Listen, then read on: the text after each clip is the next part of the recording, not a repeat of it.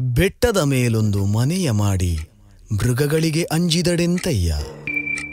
ಸಮುದ್ರದ ತಡಿಯಲೊಂದು ಮನೆಯ ಮಾಡಿ ನೊರೆತೊರೆಗಳಿಗಂಜಿದಡೆಂತಯ್ಯ. ಸಂತೆಯೊಳಗೊಂದು ಮನೆಯ ಮಾಡಿ ಶಬ್ದಕ್ಕೆ ನಾಚಿದಡೆಂದಯ್ಯ. ಚೆನ್ನಮಲ್ಲಿಕಾರ್ಜುನ ದೇವ ಕೇಳಯ್ಯ, ಲೋಕದೊಳಗೆ ಹುಟ್ಟಿದ ಬಳಿಕ ಸ್ತುತಿನಿಂದೆಗಳು ಬಂದಡೆ ಮನದಲ್ಲಿ ಕೋಪವ ತಾಳದೆ ಸಮಾಧಾನಿಯಾಗಿರಬೇಕು.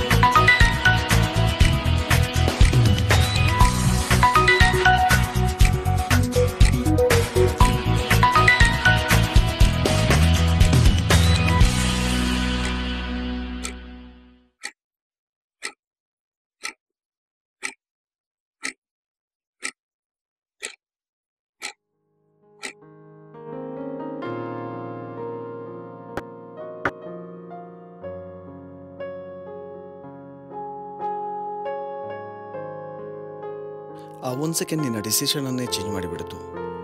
1 ಸೆಕೆಂಡಲ್ಲಿ ನೀನೇನಾದರೂ ನನ್ನ ಕಾಲ್ ರಿಸೀವ್ ಮಾಡದೇ ಇರ್ತಿದ್ರೆ ಈ ಟೀ ಕುಡಿತಾ ಇರಲಿಲ್ಲ ಅಲ್ವಾ ಸಂದೀಪ್? ಬಟ್ ಸುನೀಲ್, 1 ಸೆಕೆಂಡ್ ನನ್ನ ಮುಂದಿನ ಲೈಫ್ ಅಲ್ಲಲ್ಲ ಸುನೀಲ್. 1 ನಿಮಿಷ ಬೇಕು ಅಂತಾದರೆ ಇಂಥ 60 ಸೆಕೆಂಡ್ಗಳು ಬೇಕಾಗತ್ವೆ ಸಂದೀಪ್? ಸತ್ತೋಗಿರುವಂಟಲ್ಲಿ ಈ ನಿಮಿಷಕ್ಕೆ ಕಾಯೋ ಪರಿಸ್ಥಿತಿನೇ ಬರ್ತಿರ್ಲಿಲ್ಲ ಸುನೀಲ್. ಎಲ್ಲದಕ್ಕೂ ಸುಸೈಡೇ ಸೊಲ್ಯೂಷನ್ ಆಗಿದ್ರೆ ಈ ಜಗತ್ತಲ್ಲಿ ಯಾರೂ ಇರ್ತಿರ್ಲಿಲ್ಲ.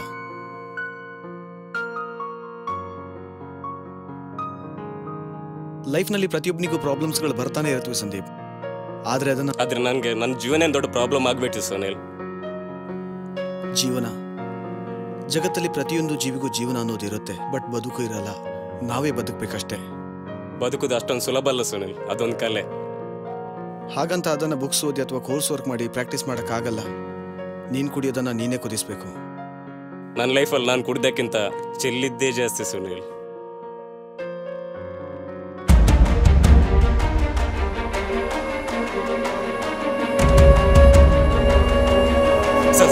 ನಾನೇನ್ ಮಾಡ್ಲಿಲ್ಲ sir.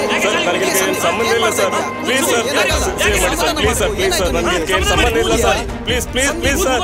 Sir sir sir sir sir ದಯವಿಟ್ಟು ಸರ್ ಸರ್ ಸರ್ ಸರ್ ಸಮಾಧಾನ ಮಾಡ್ಕೋ Sandeep.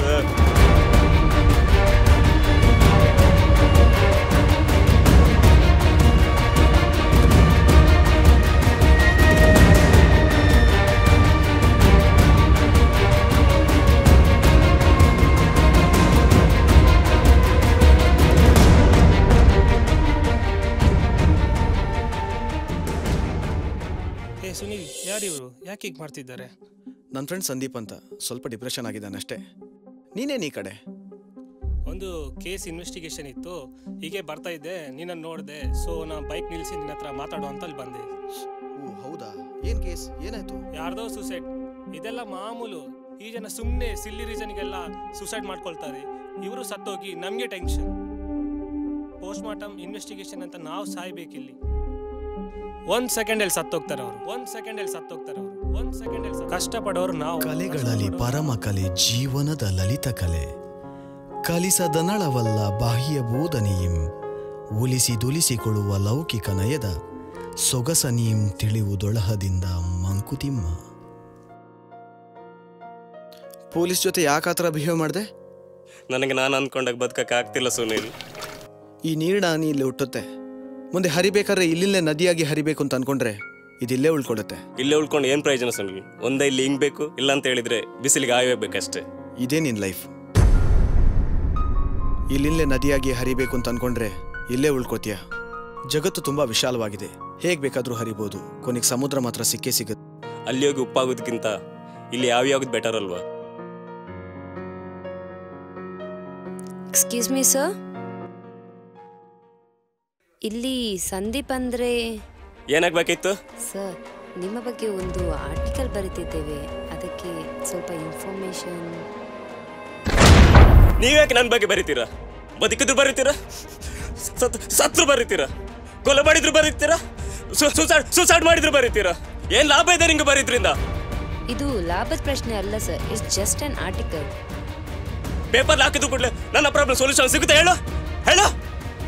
It's not about your problem sir. ಇಲ್ಲಿ ನಿಮ್ಗೆ ಸೊಲ್ಯೂಷನ್ ಸಿಗಲ್ಲ. ಮತ್ತೆ ಬರೀತೀರಾ ನೀವು?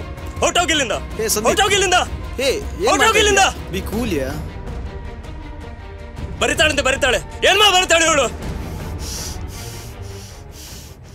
ಸುಮ್ಮನೆ ಇವ್ರ ಮೇಲೆ ಯಾಕೆ ರೇಗಾಡ್ತೀಯಾ? ಎಲ್ರಿಗೂ ಲೈಫ್ ಅನ್ನೋ ಪ್ರವಾಹದ ವಿರುದ್ಧ ಈಜಕ್ಕಾಗಲ್ಲ. ಅಂತ ಸಮಯದಲ್ಲಿ ಪ್ರವಾಹ ಜೊತೆ ತಿಳಿಕೊಂಡು ದಡ ಸೇರೋದೇ ಬುದ್ಧಿವಂತಿಕೆ. ಪ್ರವಾಹ ಜೊತೆ ಡೆಡ್ ಬಾಡಿ ದಡಕ್ಕೇನು ಸಮುದ್ರ ಸೇರುತ್ತೆ, ಅದ್ರಲ್ಲೇನಿದೆ ಬುದ್ಧಿವಂತಿಕೆ?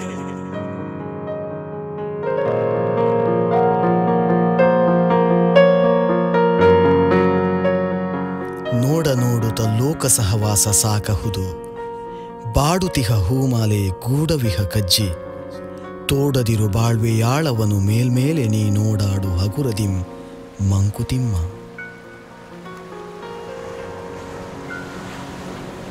ಆ 1 ಸೆಕೆಂಡ್ ನನ್ನನ್ನು ಸಾವಿನಿಂದ ಸೇವ್ ಮಾಡಿದೆ. ಬಟ್ ಏನಂತ ಹೇಳಿದ್ರೆ ನನ್ನ ಪ್ರಾಬ್ಲಮ್ಗೆ ಸೊಲ್ಯೂಷನ್ ಸಿಗಲೇ ಇಲ್ಲ. ಸೊಲ್ಯೂಷನ್ ಸಿಗಲ್ಲ ಸಂದೀಪ್, ನಾವೇ ಕಂಡ್ಕೊಳ್ಬೇಕಷ್ಟೇ. ಬಟ್ ನನ್ನ ಪ್ರಾಬ್ಲಮ್ಗೆ ಸೊಲ್ಯೂಷನೇ ಇಲ್ಲ. ನೋಡು ಸಂದೀಪ್, ಪ್ರತಿಯೊಂದು ಪ್ರಾಬ್ಲಮ್ಸ್ಗೂ ಸೊಲ್ಯೂಷನ್ ಇದ್ದೇ ಇರುತ್ತೆ. ಸೊಲ್ಯೂಷನ್ ಇಲ್ಲದೆ ಇದ್ದರೆ ಅದು ಪ್ರಾಬ್ಲಮ್ ಆಗಲ್ಲ, ವಾಸ್ತವ ಆಗುತ್ತೆ. ಅದೇ ಅದೇ ಆ ವಾಸ್ತವ ಉಂಟಲ್ಲ, ಅದನ್ನು ಮುರಿದು ಬದುಕಬೇಕು.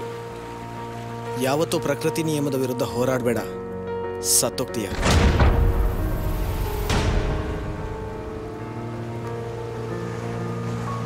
Hello, smile please.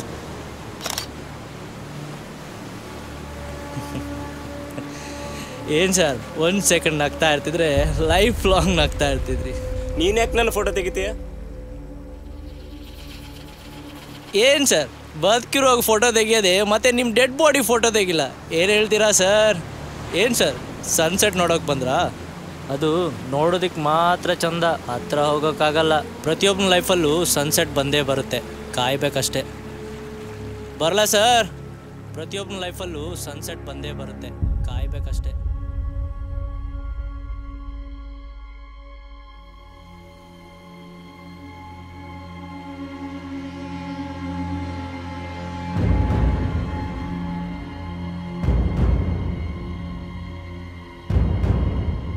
ಸೊಲ್ಯೂಷನ್ ಕೊಡ್ತೇನೆ ಅಂತ ಬದುಕ್ಸೆ ಸುನೀಲ್, ಬಟ್ ನನ್ನ ಪ್ರಾಬ್ಲಮ್ ಸೊಲ್ಯೂಷನ್ ಸಿಕ್ಕೇ ಇಲ್ಲ.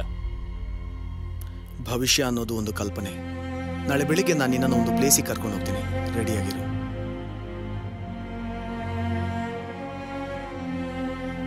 ಬೇಕು ಬೇಕದು ಬೇಕು ಬೇಕೆನಗಿನ್ನೊಂದು, ಬೇಕೆನುತ ಬೊಬ್ಬಿಡುತ್ತಲಿಹ ಘಟವನಿರನು, ಏಕೆಂದು ರಚಿಸಿದನೋ ಬೊಮ್ಮನಿ, ಬೇಕು ಜಪ ಸಾಕೆನಿಪುದೆಂದಿಗೆಲೋ ಮಂಕುತಿಮ್ಮ.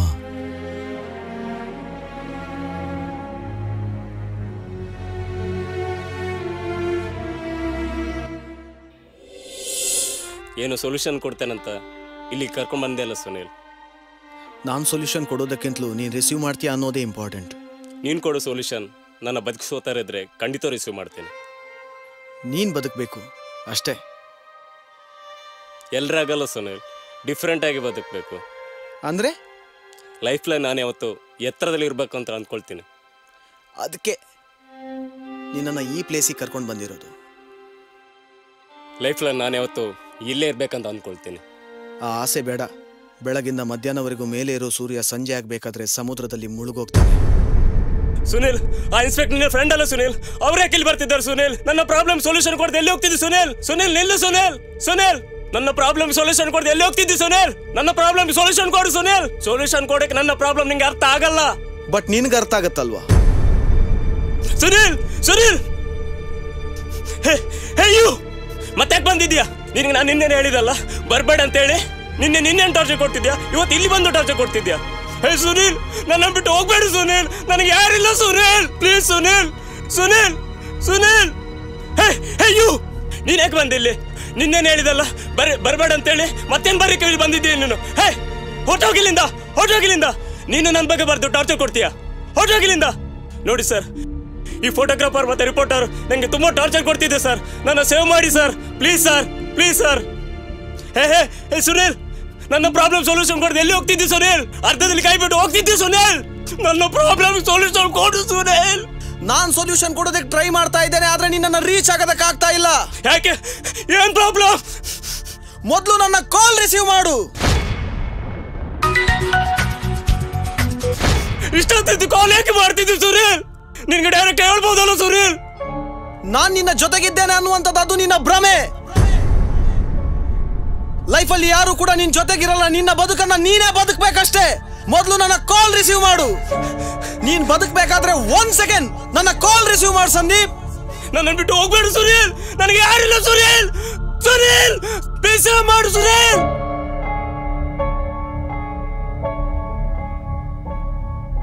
ಅಯ್ಯೋ, ಹತ್ರ ಬರ್ಬೇಡಿ ನೀವು, ಹತ್ರ ಬರ್ಬೇಡಿ, ದೂರ ಹೋಗಿ, ಹೊರಟು ಹೋಗಿ.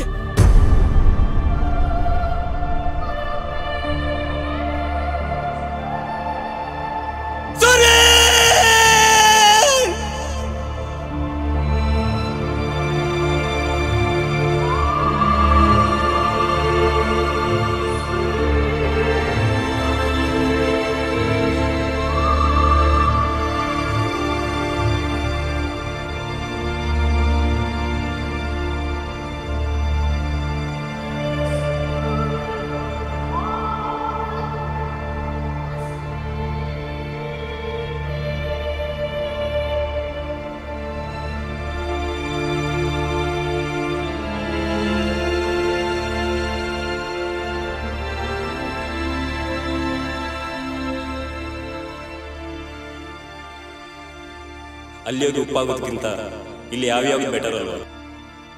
ನೀನ್ ಬದುಕಬೇಕು ಅಷ್ಟೇ. ಬದುಕುದು ಅಷ್ಟೊಂದು ಸುಲಭ ಅಲ್ಲ ಸುನಿಲ್. ಕೊನೆಗೂ ನನ್ನ ಕಾಲ್ ರಿಸೀವ್ ಮಾಡಲೇ ಇಲ್ಲ ಅಲ್ವಾ ಸಂದೀಪ್?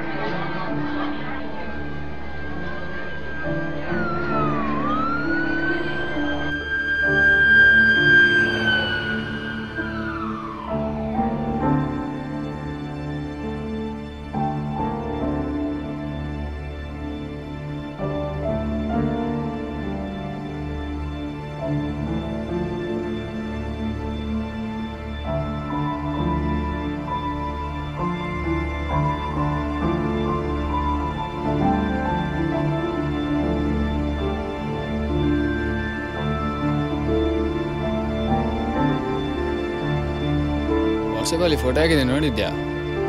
ಇಲ್ವಾ? ಫೇಸ್ಬುಕ್ಕಲ್ಲಿ ಹಾಕಿದ್ದೇನಾ? ಲೈಕ್ ಕೂಡ ಆಯ್ತಾ? ಹಾಂ, ಶೇರ್ ಕೂಡ ಮಾಡಾಯ್ತಾ? ಇವರಿಗೆ ಒಂದೇ ಇರುವುದು ಮಾರೆ, ಆ ಸತ್ತ ಪುನದ ಫೋಟೋವನ್ನೆಲ್ಲ ವಾಟ್ಸಪ್ಪಲ್ಲಿ ಹಾಕೋದು. ಓ ಇದುವಾ? ಇದು ನಂಗೆ ಸಹ ಬಂದಿದೆಯಾ? ನಿನ್ನೆ ಸುಸೈಡ್ ಆದದಲ್ಲವಾ? ಹೌದಾ? ಪಾಪ, ಅವನ ಅಪ್ಪ ಅಮ್ಮ ಡೆಡ್ ಬಾಡಿದ ಫೋಟೋ ನೋಡಿದಾರೆ ಇಲ್ಲ? ನಾನಂತೂ ವಾಟ್ಸಪ್ಪಲ್ಲಿ ನೋಡಿ ಆಯ್ತು. ಅಲ್ಲ, ಅವ ಬಿದ್ದು ಸತ್ರೆ ಪರ್ಚ. ಒಂದು ವೇಳೆ ಅವ ಅರೆಜೀವಿದ್ರೆ ಅವನ ಮಂಡೆಯಲ್ಲಿ ಎಂತ ಓಡ್ಬೋದು? ಯಾರಾದ್ರೂ ನನ್ನನ್ನು ಬಚಾವ್ ಮಾಡಿದ್ರೆ ಒಳ್ಳೇದಿತ್ತು ಅಂತ ಅನ್ನಿಸಿರ್ಬೋದಾ? Please please please sir.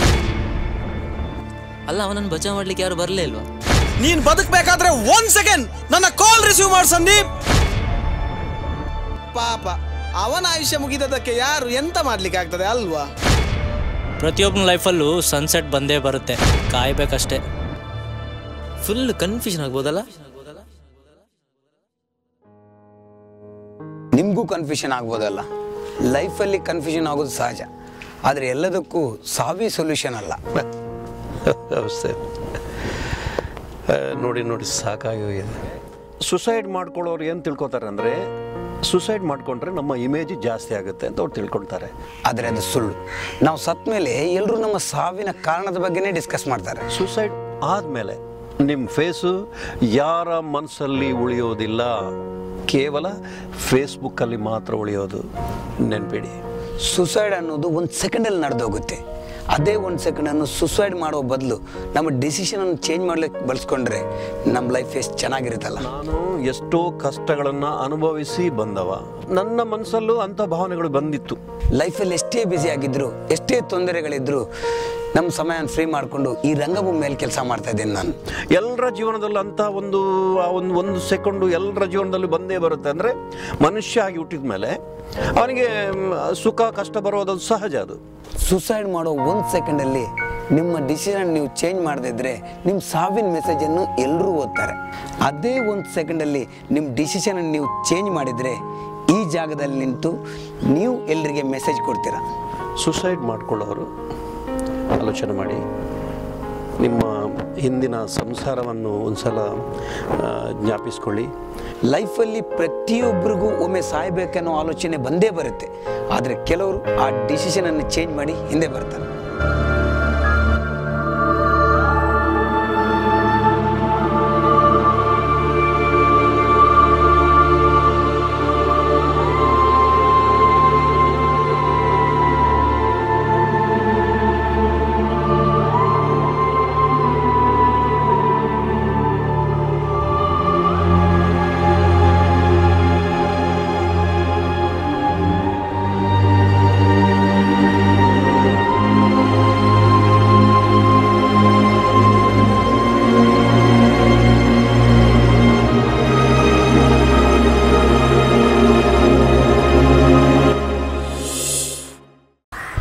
ಒಂದಲ್ಲ ಒಂದಿನ ಮೆಮೊರಿ ಫುಲ್ ಆದಾಗ ಈ ಫೋಟೋ ಡಿಲೀಟ್ ಆಗಲೇಬೇಕು.